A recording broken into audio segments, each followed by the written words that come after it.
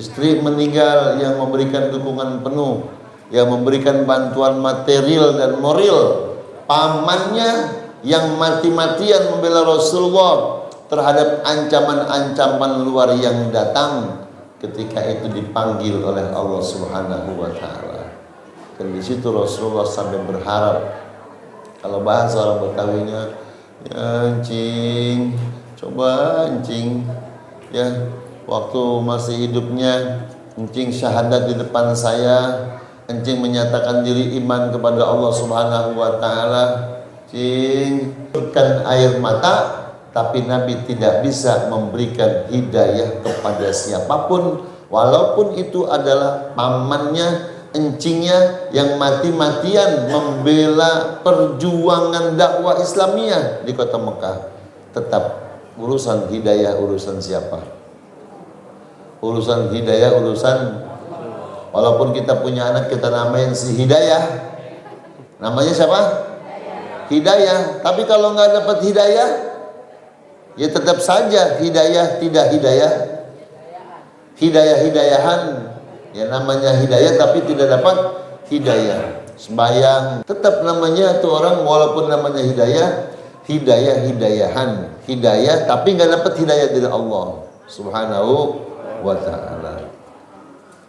Jangan sampai ketika itu Allah turunkan ayat kepada baginda Nabi. Apa kata Allah berkenaan dengan kesedihan Nabi ketika pamannya wafat, ketika pamannya meninggal dunia? Kata Allah, innaka la tahdi man ahbabta walakin Allah yahdi man yasha. Allah. Innaka la tahdi man ahbabta, sesungguhnya engkau ya Muhammad, kata Allah, la tahdi man ahbabta, tidak bisa memberikan hidayah kepada orang yang paling kau cintai sekalipun ya Muhammad, walaupun itu ia adalah pamanmu, walaupun itu ia adalah kaya, encingnya kan kaya, ada ponakannya. Kali jemaah orang encingnya kaya, gampang kali minjem duit teman encingnya, boro-boro kali gitu. Itu urusan duit aja kita boro-boro, apalagi urusan hidayah. Kali aja mau orang ponakannya Nabi, encingnya dapat hidayah kali dari ponakannya. Kata Allah, la tahdi man ahbabta walakin Allah yahdi man yasha. Dan tetapi Allah Subhanahu wa ta'ala sajalah yang memberikan hidayah, itu pun liman yasha, buat orang yang Allah mau. Buat Allah yang Allah, siapa yang Allah mau? Ya terserah Allah siapa saja. Mau anak garong, mau anak maling, mau anak penjambret, mau anak koruptor, kalau Allah mau kasih hidayah, bisa saja. Mau anak Nabi, mau istrinya Nabi, mau ponakannya Nabi, mau pamannya Nabi, kalau Allah tidak berikan hidayah, nggak bisa.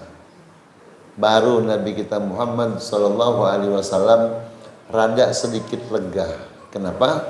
Karena Allah datang memberikan kegembiraan, memberikan kesenangan kepada Rasulullah, memberikan motivasi kepada Rasul. Innaka la tahdi man ahbabta ya Muhammad walakinnallaha yahdi man yasha. Sesungguhnya engkau ya Muhammad tidak bisa memberikan hidayah kepada orang yang paling kau cintai sekalipun, tetapi yang bisa memberikan hidayah itu hanyalah Allah Subhanahu. Termasuk hari ini kita adalah orang yang diberikan hidayah oleh Allah Subhanahu wa taala. Alhamdulillah. Biar saya yang ngajar di sini juga, biar saya yang duduk di sini, belum tentu anak ponakan saya pada ikut ngaji, betul? Head, dia mau orang ustad kali ponakannya pada ngikut ngaji, embuh amat. Ya, embuh. Jemaah adiknya kali ngaji, au amat. Ya, Kenapa? Makanya kalau ustadz, guru, kiai, ya ada anak ponakannya, adenya, abangnya nggak ngikut ngaji, padahal rumahnya nempel, pintunya jadi satu. Ya, orang pergi ngaji, aja pergi mancing. Orang pergi ngaji, aja pergi main bola. Itu si ustadz, si guru, si kiai bagaimana sikapnya? Ya udah punya dalilnya, innaka la tahdi man ahbabta walakinnallaha yahdi mayyasha. Ya sudah, emang kita bisa ngasih hidayah, bilangin mah udah, ngundang mah udah, ya udah dibilangin, udah diundang, udah di WA segala macem, tapi nggak datang. Innaka la tahdi man ahbabta walakinnallaha yahdi mayyasha. Ya, nanti kalau ibu-ibu jadi ustazah, nggak semua saudara ustazah itu ikut ngaji, enggak. Ada yang tugasnya sama Allah, lu mah tugasnya ngatain empol lu. Ada, emang dikirim sama Allah tuh adanya buat ngatain emponya, provokator lah, pelakor lah, segala macam ya. Tugasnya emang tugas dia, ya. Makanya kalau saya mah punya adik, ada yang begitu, emang dia itu diutus sama Allah tugasnya buat begitu. Jadi enjoy. Saudara, ada yang harus membantuin, orang-orang pada bantuin, dia malah ngeribetin, malah ngeributin, malah ngerecokin. Ya emang diutus sama Allah, dia mah untuk begitu. Ya sebab dari zaman Nabi Adam udah seperti itu. Ya. Jadi kita bersyukur kepada Allah, Ibu. Ada yang rumahnya jauh, nyampe kemari. Alhamdulillah. Saya juga pagi-pagi udah nyampe ke Bintaro, tadi baru subuh jam 4 udah ke Bintaro. Kadang-kadang ketemu sama bocah-bocah pada bawa kelewang. Itu bocah-bocah hebat-hebat banget ya, sakti banget.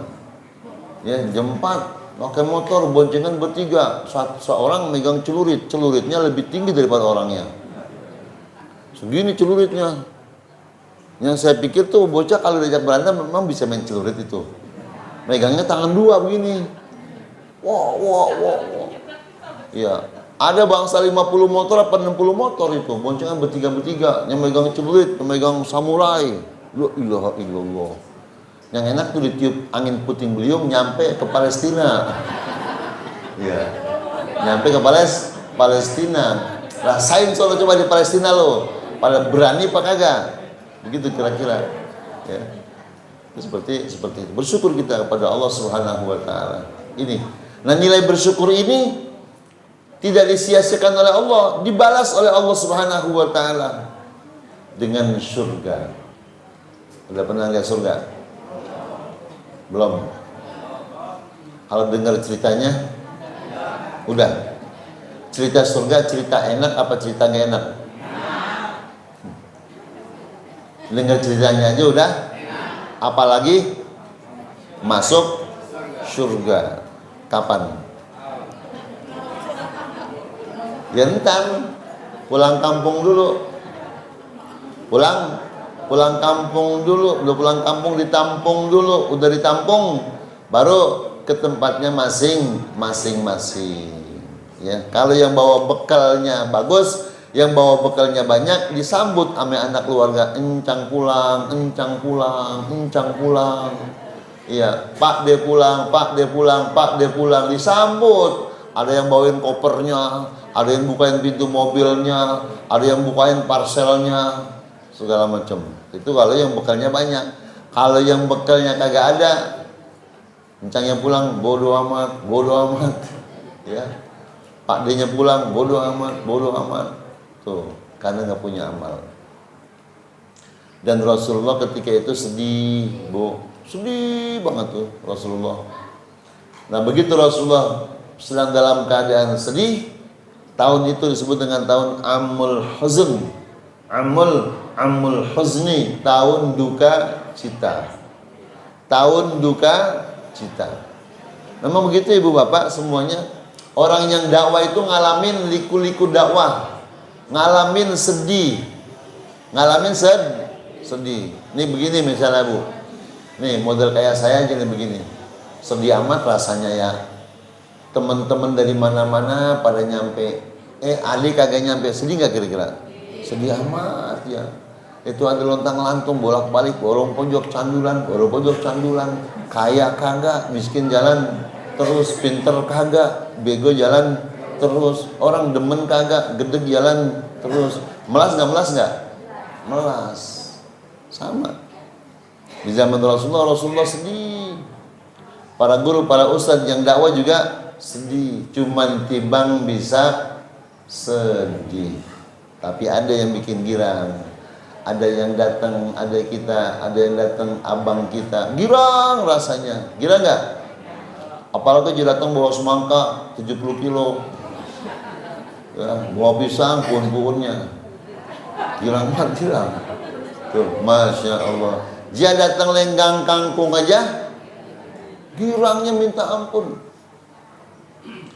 Maka Rasulullah Shallallahu Alaihi Wasallam dikala itu sedang diperhatikan oleh Allah Subhanahu wa taala, dan Allah utus malaikat Jibril.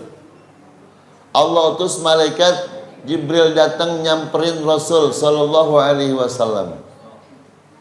Malaikat Jibril, malaikat Mikail datang nyamperin Rasul sallallahu alaihi wasallam. Ngapain?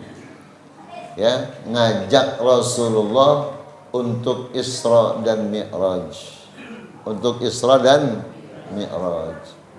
Kita bu lagi nggak punya duit, ya beras kagak ada, duit kagak pun, nggak punya pala, lagi puyeng banget rasanya bu.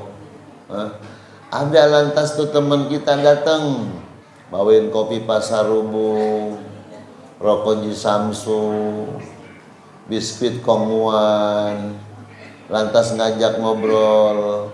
Lalu nawarin, nih ngomong-ngomong daripada pala lu puyeng begitu, gua kasihan banget lihat lu. Yuk kita jalan-jalan yuk ke Bandung, yuk ke Puncak yuk. Udah pokoknya lu mah taunya asal naik mobil aja udah, nggak usah beli bensin segala macam. Taunya tidur di hotel, tidur di gimana?